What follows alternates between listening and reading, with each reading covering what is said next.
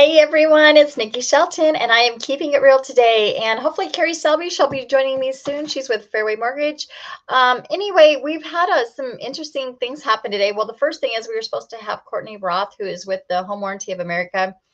She was supposed to be our guest today, and unfortunately, she was not feeling well this morning, so she will not be joining us. So we had to come up with something else, and so I thought I would go. There's Kerri. Hold on. Hey, Kerri, how are you doing? Hi, good. I'm joining you from the road, so it took a second to get my app Perfect, no done. problem.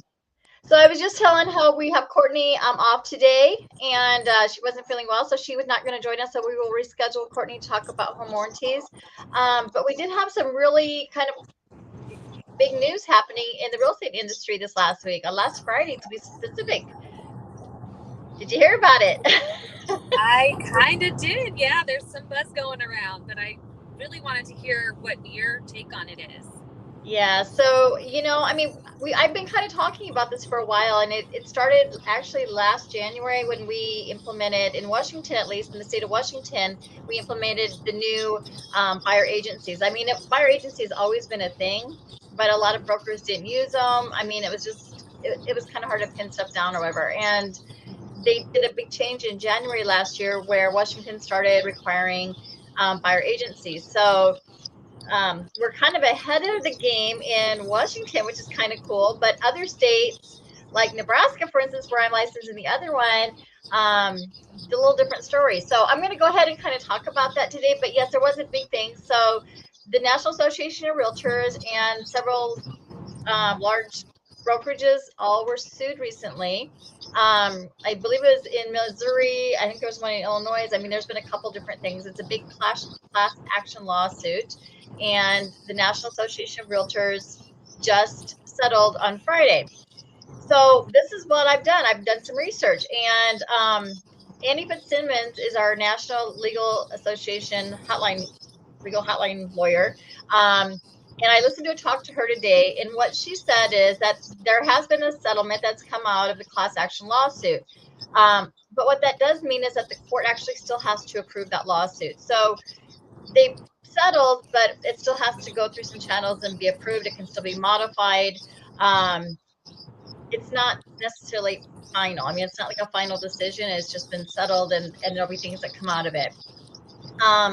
What she said is that the court still has to protect the unknown plaintiffs. So, I mean, in a class action lawsuit, that can be a lot of people. So they really have to kind of stop and go in and reevaluate what's happening and figure out what this is going to look like. And even in cases specifically like this, the Department of Justice, the federal agency, may want to weigh in on what's going to happen. So there's kind of a lot of big stuff happening. I mean, it's like, yeah, they settled, but there's a lot of unknowns still.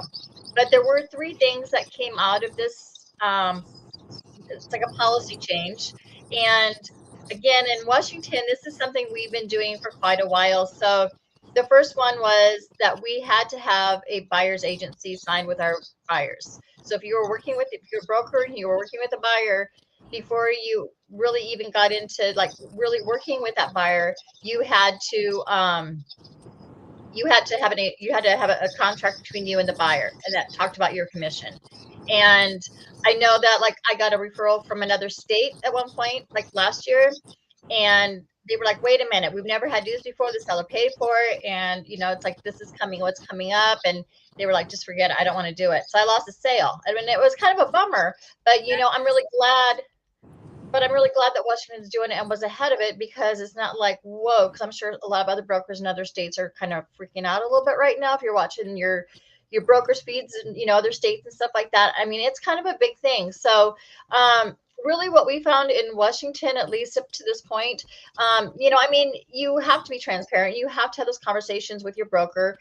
Somebody has to pay their broker, and we talked about a million reasons before on why it's important to have. I mean, when we talk about our brokers, our buyer series and stuff like that, we talked about why it's so important to have somebody representing you. But those are just some of the conversations, and you do have to kind of, this is what value you're bringing to your buyer, and you're going to have to be able to explain that as a broker, and and then again to come up with your compensation for that. And so that was the first part of it. You have to have a buyer's agency form signed, contract signed prior to doing or to giving services. So, I was talking to actually a, family friend kind of thing, and she was my buyer, and I guess I lost Kerri. Oh, there she's back again. Anyway, she's hitting spots, I bet.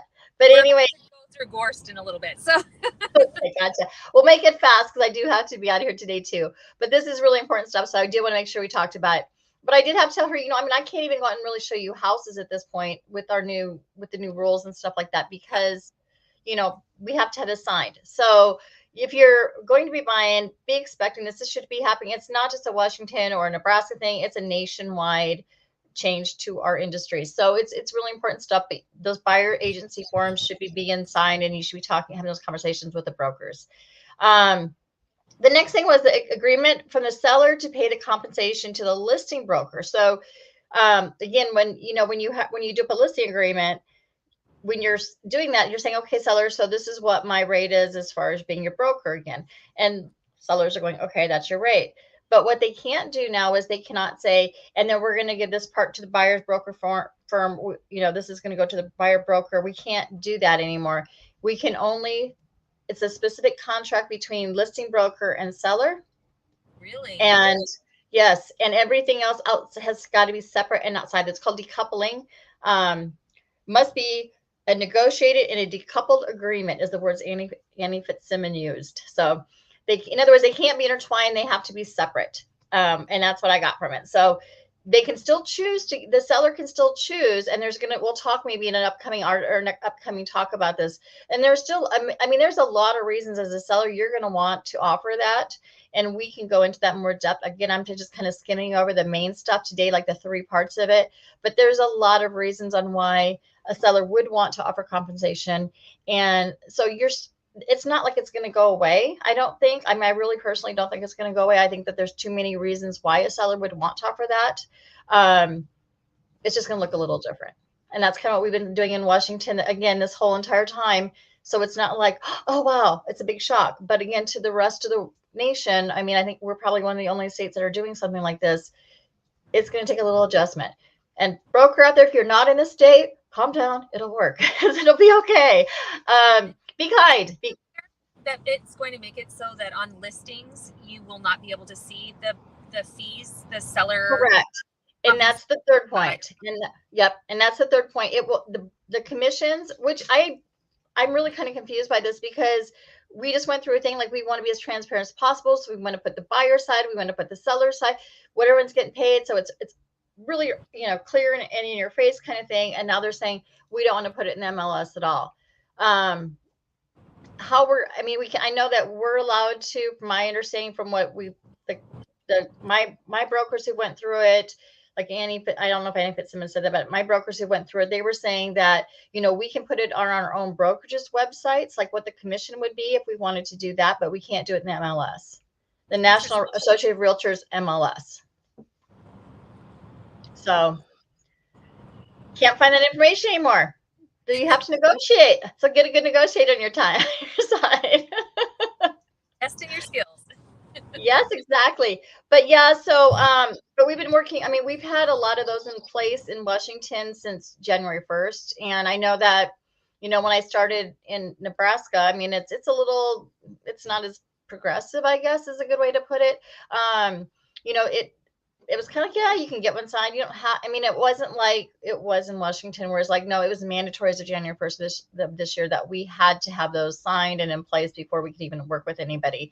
Again, different states have different things. I haven't worked with a person in Nebraska yet, but hey, you will be signing one if you do, just so you know. But I think it's a good thing. Because everyone knows exactly what to expect. There are workarounds, and there's, you can do some stuff to change it. The forms are written a certain way, at least in Washington. So I'm expecting Nebraska to follow suit. But anyway. Very good. That's what I got for today. So welcome back to Washington. It looks really kind of gray and cloudy there again today, huh? Yeah, I just flew in from California. That's why I'm in the car. And it was kind of not so nice down there. It finally got a little nice yesterday, and I come home and it's gloomy. So I'm like, the weather's following me. The gloomy's following me. Well, when I left Washington last time, it was 70 degrees, 75 or 78. It was crazy. It was so nice and warm. I loved it. And I came back here and it was freezing. So That's anyway, why I left on Saturday, and it was like 78 when my husband dropped me off at the airport, and then he comes to pick me up, and it's like 50. yes, exactly. It's all good. All Par for the right.